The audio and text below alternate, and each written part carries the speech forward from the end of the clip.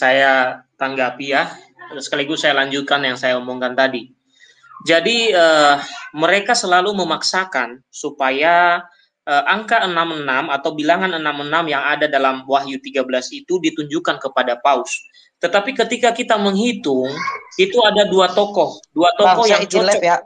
Selamat malam. Thank you. Yo. Ada dua tokoh yang cocok diberikan gelar 66 itu. Yang pertama, seperti yang saya bahas pada topik tadi, topik yang awal itu, bahwa yang dimaksud itu kaisar yang menganiaya, ya ada 7 orang kaisar, ya ada 7 orang kaisar yang 7 tanduk itu adalah 7 orang kaisar yang menganiaya umat Kristiani, jemaat Roma, yang jemaat Roma itu lanjutannya adalah sekarang Gereja Katolik Roma. Nah, salah satu kaisar yang sangat kejam menganiaya umat Kristiani atau umat pada waktu itu adalah Nero. Maka angka 66 di sini adalah yang dimaksud adalah kaisar-kaisar yang memperlakukan dan menindas umat beriman waktu itu. Nah, kalau kita memaksakan lagi lebih jauh, malah tuduhan mereka yang menunjuk kepada Paus sebagai angka 66 itu adalah sesuatu yang salah. Coba perhatikan nama dari Ellen G. White. Ya. Coba perhatikan nama dari Ellen G. White ya di dalam presentasi saya ini. Yang pertama tadi adalah Nero. Sekarang saya masukkan nama Ellen G. White. Ya, Ellen G. White ya, ini pendiri Seventh Day Adventist. Kalau kita memakai cocoklogi yang mereka pakai untuk Paus, maka cocokloginya masuk ke mereka justru.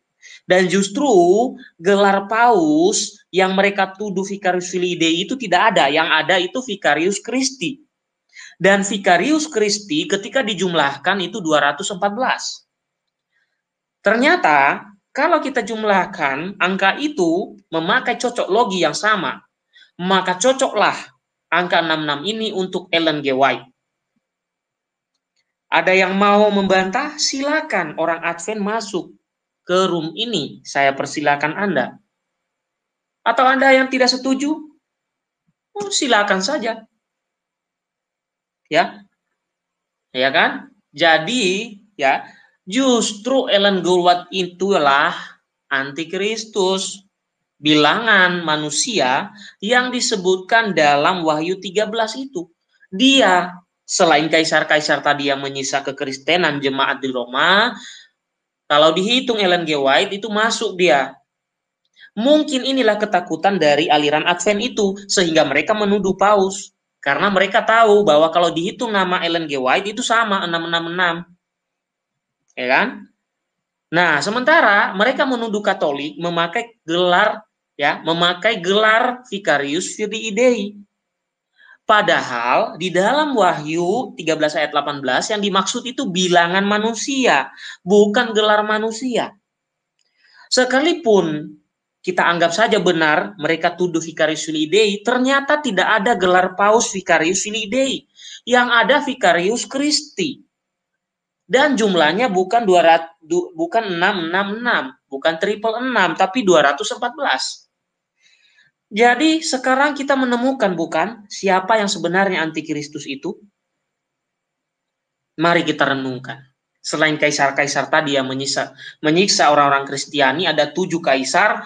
Kalau kita belum ingat, saya tunjukkan lagi ya. 7 kaisar yang dimaksud tadi yang adalah 7 tanduk adalah ada kaisar-kaisar yang menyiksa umat Kristiani pada waktu itu ya. Itu yang dimaksud dalam kitab itu ya.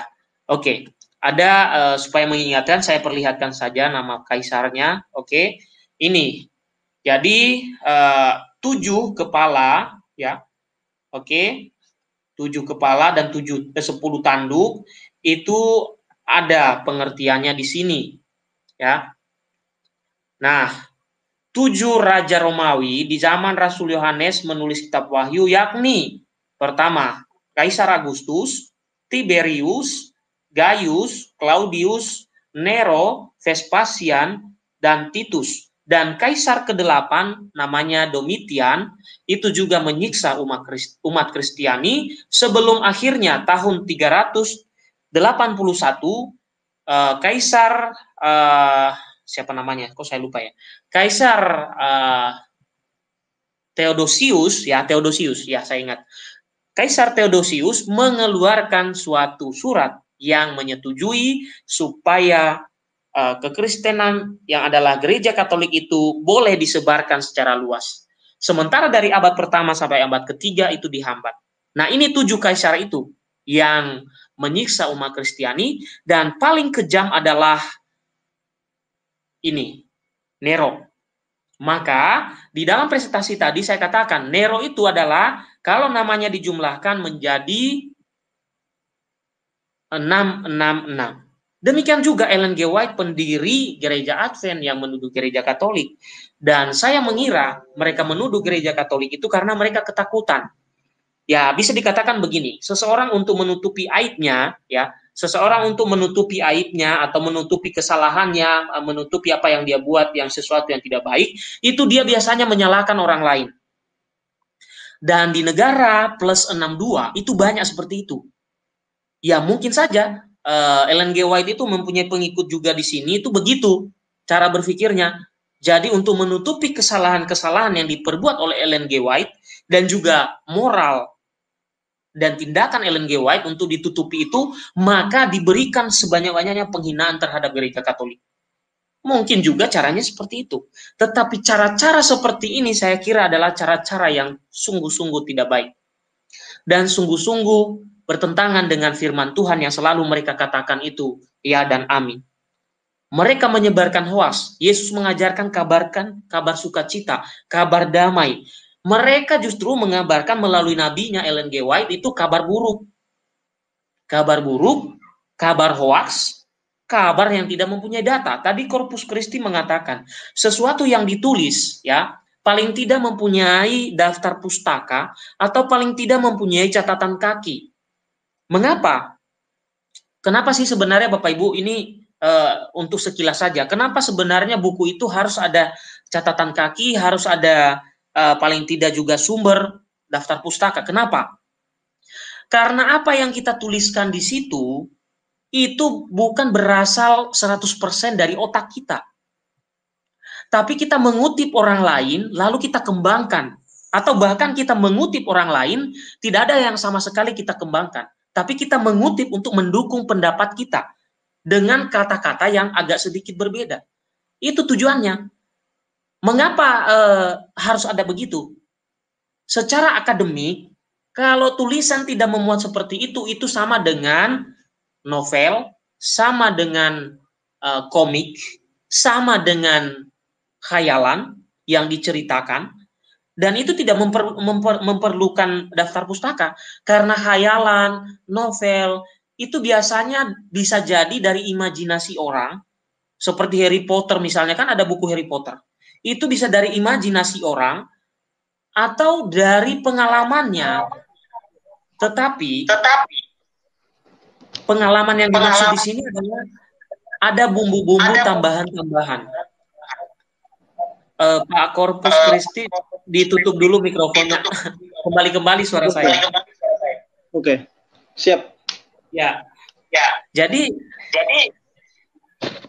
Bapak Ibu, Corpus Christi tadi mengatakan bahwa Ellen G. White itu menulis buku tidak ada catatan kaki, tidak ada daftar pustaka. Dia hanya mengeluarkan apa yang ada di otaknya dia. Kalau ada kebencian di dalam otaknya, ya isinya kebencian semua di situ. Ya, bisa dikatakan begitu ya. Jadi karena kebencian yang ada di dalam otak dan hatinya, maka di dalam buku yang dia tulis semua kebencian itu dia tuangkan. Bukankah Yesus mengatakan segala sesuatu yang kita ucapkan itu keluar dari hati?